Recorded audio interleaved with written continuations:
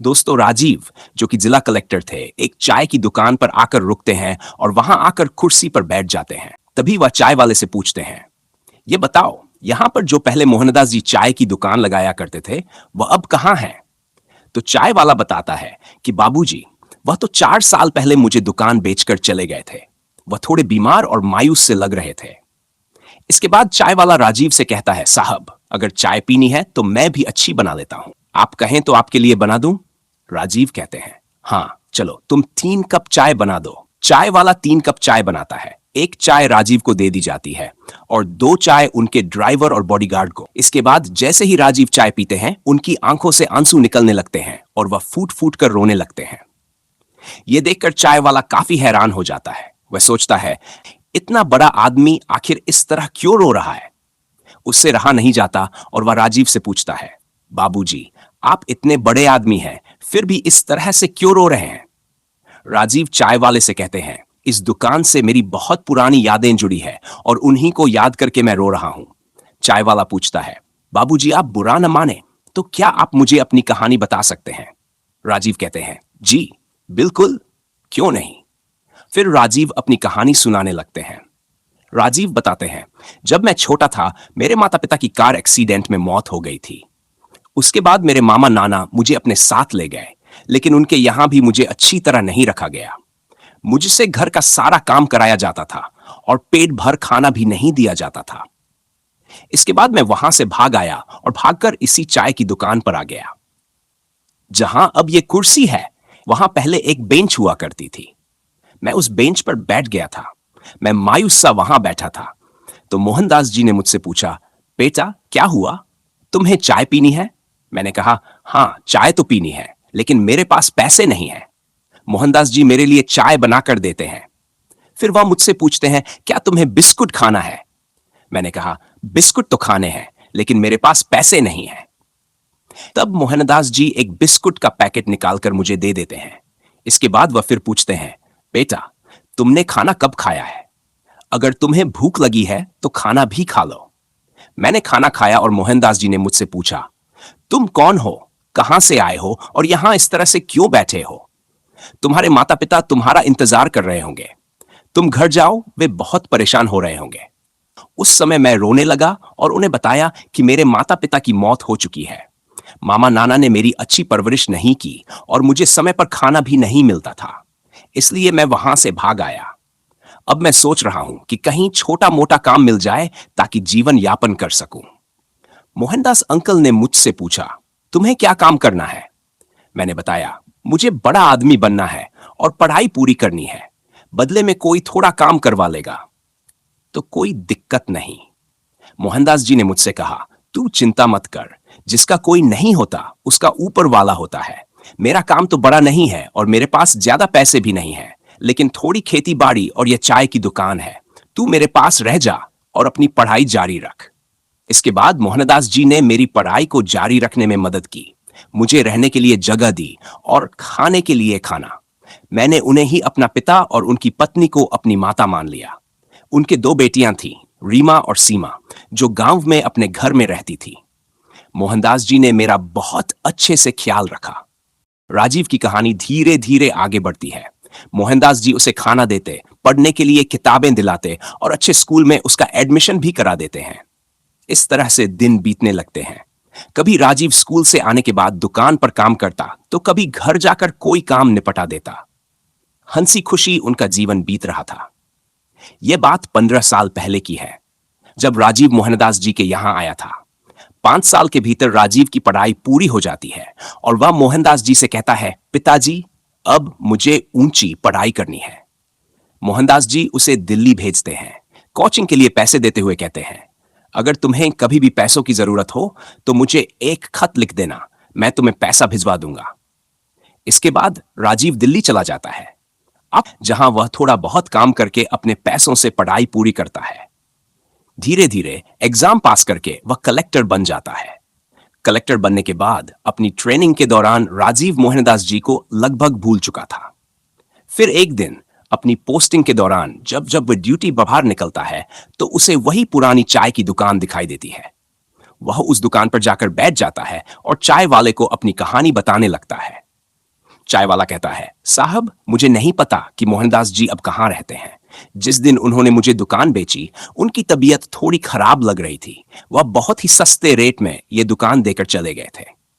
राजीव को पता था कि मोहनदास जी का घर कहाँ है, तो वह अपनी गाड़ी लेकर सीधा गांव में मोहनदास जी के घर पहुंचता है। दरवाजे पर खड़े होकर वह आवाज लगाता है, मोहनदास जी घर पर हैं? तभी मोहनदास जी की छोटी बेटी रीमा बाहर आकर कहती है, पिताजी की तो 2 साल पहले ही मौत हो चुकी है। वह अक्सर बीमार रहते थे और बीमारी के चलते ही उनका निधन हो गया। यह सुनकर राजीव फिर से फूट फूट कर रोने लगता है। वहीं पास पड़ी एक चारपाई पर लेट जाता है और उसकी रोने की आवाज सुनकर मोहनदास जी की बड़ी बेटी सीमा भी बाहर आकर देखती है। वह अंदर जाकर अपने पिता द्वारा छोड़ी गई एक फोटो लेकर आती है, जिसमें मोहनदास जी और राजीव साथ में थे। मोहनदास जी जब दुकान बेचकर आए थे, तब यह फोटो साथ लाए थे। मोहनदास जी ने अपनी बेटियों और पत्नी से कहा था, यह तुम्हारा भाई है, किसी न किसी दिन यह बड़ा अफसर बनकर जरूर आएगा। सीमा उस फोटो की तरफ देखती है, फिर राजीव की ओर और पहचान जाती है। वह कहती है, आपका नाम राजीव है ना? राजीव कहता है, हाँ बहन, मैं वही राजीव हूं जो कभी कभी घर पर आता था और ज्यादातर समय दुकान पर रहता था। यह सुनकर दोनों बहनें भी रोने लगती हैं। तीनों भाई बहन एक साथ गले मिलकर जोर जोर से रोने लगते हैं। उनकी रोने की आवाज सुनकर मोहनदास जी की पत्नी, जो उस समय गाय का दूध निकाल रही थी, वहां आती है। राजीव की मां उसे पहचानते ही भावुक हो गई, क्योंकि वह कई बार राजीव को घर पर खाना खिला चुकी थी। वह कहती है, राजीव बेटा, तू आ गया? राजीव जवाब देता है, हाँ मां, मैं आ गया हूं। इसके बाद राजीव अपनी मां और बहनों से बातें करने लगता है। उसकी मां उसे बताती है, बेटा, तुम्हारे पिता के जाने के बाद से घर का बहुत बुरा हाल हो गया है। जो भी जमीन और खेती थी, वह सब घर के रिश्तेदारों ने दबा ली है। जब हम कुछ कहते हैं तो वे हमें धमकाते हैं, क्योंकि किसी का भाई हवलदार है और किसी का थानेदार। वे हमें धमकी देते हैं कि हमें नुकसान पहुंचा देंगे। राजीव यह सुनकर अपनी मां से कहता है, मां, अब तुम्हारा बेटा भी बड़ा अफसर बन चुका है। उसकी मां कहती है, बेटा, क्या तुम हवलदार बन गए? राजीव हंसते हुए कहता है, नहीं मां, इससे भी बड़ा। फिर उसकी मां पूछती है, क्या तुम थानेदार बन गए? राजीव जवाब देता है, नहीं मां, इससे भी बड़ा। अंत में उसकी मां कहती है, क्या तुम एसपी बन गए? राजीव मुस्कुराते हुए कहता है, नहीं मां, मैं डिस्ट्रिक्ट कलेक्टर बन गया हूं। अब जिन लोगों ने तुम्हें परेशान किया है, उनसे जाकर कह सकती हो कि तुम्हारा बेटा डिस्ट्रिक्ट कलेक्टर बन चुका है। यह सुनकर उसकी मां खुशी से भागकर अपनी जेठानी के पास जाती है, जिसका भाई थानेदार था। वह कहती है, तुम बड़ी धौंस दिखाती थी कि तुम्हारा भाई थानेदार है। अब मेरा बेटा डिस्ट्रिक्ट कलेक्टर बनकर लौट आया है। अगर अब तुमने हमें कुछ कहा तो देख लेना। इसके बाद वह पूरे मोहल्ले में खुशी खुशी ये बात बता देती है कि उनका बेटा डिस्ट्रिक्ट कलेक्टर बन गया है। राजीव उस रात अपनी मां और बहनों के साथ बिताता है। पूरी रात वे लोग बातें करते रहते हैं। उसकी मां पूछती है, बेटा, कलेक्टर बनने में क्या क्या दिक्कतें आईं? उसकी बहनें भी उससे सवाल करती हैं, क्या तुम्हें खाना अच्छी तरह से मिलता था? राजीव भी उनसे पिताजी के बीमार होने और उनकी मृत्यु के बारे में पूछता है। अगले दिन सुबह राजीव अपनी मां से कहता है, मां, मैं कुछ काम से जा रहा हूं, जल्दी लौट आऊंगा। वह अपने ड्राइवर और बॉडीगार्ड के साथ बैंक जाता है और जितना भी पैसा उसने अब तक कमाया था, उसे निकालकर अपनी मां के पास लौट आता है। वह सारा पैसा अपनी मां के चरणों में रखकर कहता है, मां, ये पैसे मैंने अब तक कमाए हैं। उसकी मां की आंखों में आंसू आ जाते हैं। वे कहती है, बेटा, अगर हमारा सगा बेटा होता तो वह भी हमारे लिए इतना नहीं करता। तू तो फिर भी पराया है। राजीव ये सुनकर भावुक हो जाता है और कहता है, मां, खबरदार जो तुमने ऐसा कहा। मैं तुम्हारा अपना बेटा हूं और हमेशा रहूंगा। इसके बाद दोनों मां बेटा फूट फूट कर रोने लगते हैं। कुछ दिन ऐसे ही बीते हैं। राजीव अपनी ड्यूटी करता है, लेकिन संडे की छुट्टी के दिन अपनी मां के पास आकर रहता है। धीरे धीरे दोनों बहनों की शादी का समय भी आ जाता है। राजीव अपनी मां से कहता है, मां, मैंने बहनों के लिए 2 अच्छे लड़के ढूंढे हैं। वे बड़े अफसर हैं। मैं चाहता हूं कि इनकी शादी उनसे करा दूं। मां कहती है, बेटा, अगर वे अच्छे लड़के हैं तो शादी करा दो। इसके बाद राजीव उन लड़कों से बात करता है जो उसकी बहनों से शादी के लिए तैयार हो जाते हैं। दोनों की धूमधाम से शादी कर दी जाती है।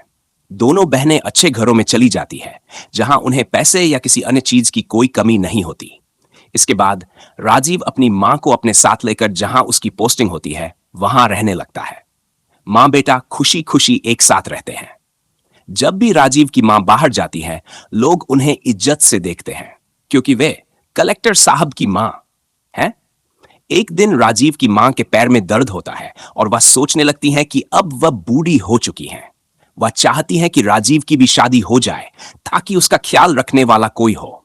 शाम को जब राजीव घर आता है तो उसकी मां कहती है, बेटा मैं चाहती हूं कि तुम एक अच्छी लड़की से शादी कर लो। राजीव कहता है, मां जैसी आपकी इच्छा हो, आप लड़की ढूंढ लो, मैं शादी कर लूंगा। राजीव की मां कहती है, बेटा मुझे अमीर घराने की लड़की नहीं चाहिए। मैं एक ऐसी लड़की चाहती हूं जो तुम्हारी और हमारी इज्जत करे और रिश्तों की अहमियत समझे। राजीव कहता है, मां जैसे तुम चाहो वैसी लड़की ढूंढ लो। कुछ दिनों बाद राजीव की मां एक संस्कारी लड़की ढूंढ लेती है। वह लड़की अमीर घर से नहीं थी, लेकिन उसके संस्कार गहरे थे। राजीव की मां लड़की से मिलकर कहती है, मेरा बेटा राजीव है, क्या तुम उससे शादी करना चाहोगी? लड़की कहती है, मां जी इस बारे में आप मेरे घर वालों से बात करें तो बेहतर रहेगा। राजीव की मां एक दिन लड़की के घर जाकर शादी की बात करती हैं। जब लड़की के घर वाले सुनते हैं कि लड़का कलेक्टर है तो वे भी शादी के लिए तैयार हो जाते हैं। राजीव को लड़की दिखाई जाती है और वह उसे देखकर कहता है, मां जो तुमने पसंद की है वह एकदम चांद का टुकड़ा है, मैं उसी से शादी करूंगा। इसके बाद राजीव और उस लड़की की शादी हो जाती है। अब राजीव, उसकी पत्नी और उसकी मां सभी एक साथ प्यार से रहते हैं। राजीव की मां जब भी बाहर जाती हैं, लोग उन्हें इज्जत से देखते हैं और उनके साथ अच्छे से पेश आते हैं। तो दोस्तों, यह थी कहानी राजीव कलेक्टर की, जिसने अपनी मेहनत से अपने जीवन को संवारा और अपने परिवार को फिर से पा लिया।